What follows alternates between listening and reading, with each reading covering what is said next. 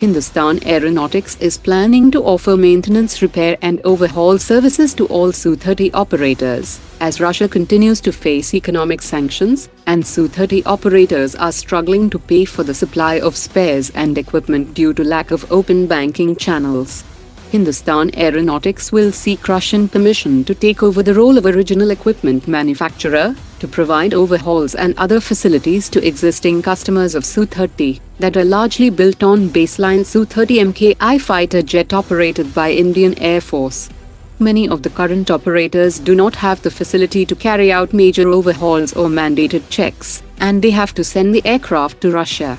India is also planning to carry out major upgrades to the entire fleet of Su-30 aircraft under Super Sukhoi program, for which it has prepared an indigenous upgrade package, but it still requires final approval from Russian manufacturer Sukhoi. Replacing the Russian origin equipment with locally made substitutes will also ease any blockade of spares. The Director of Plans, Programs and Budget of Argentine Air Force, Brigadier Diego Garcia, has told the local media that the technical teams and specialists are still in the process of analyzing and evaluating the proposals from China, India and Denmark.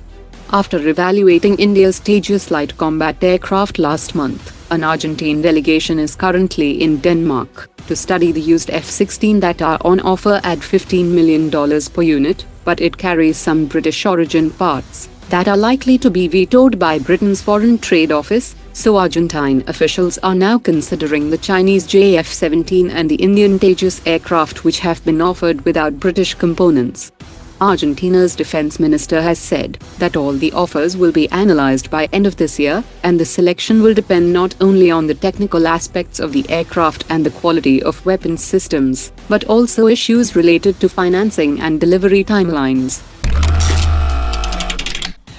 An Azerbaijan television channel has carried out a special program on the recent purchase of Indian weapons system by Armenia, and described that the recent sale of the Pinaka rocket system by India will be dangerous to the region.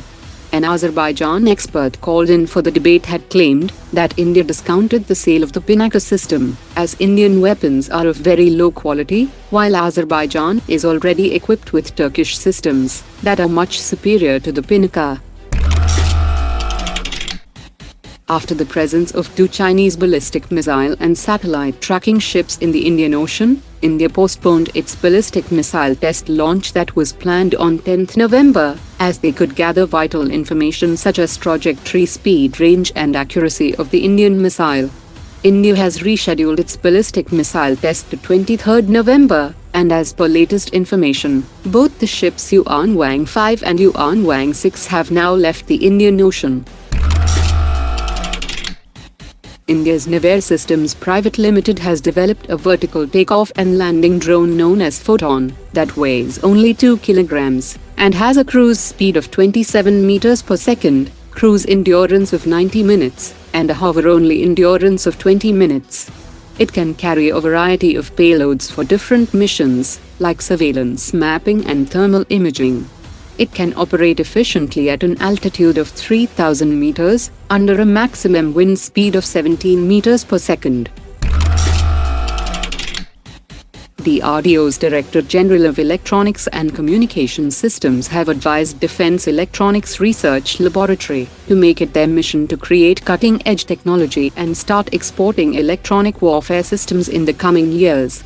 In order to accelerate product development, he emphasized the importance of integrating academic institutions and industry partners to create indigenous systems for the armed forces.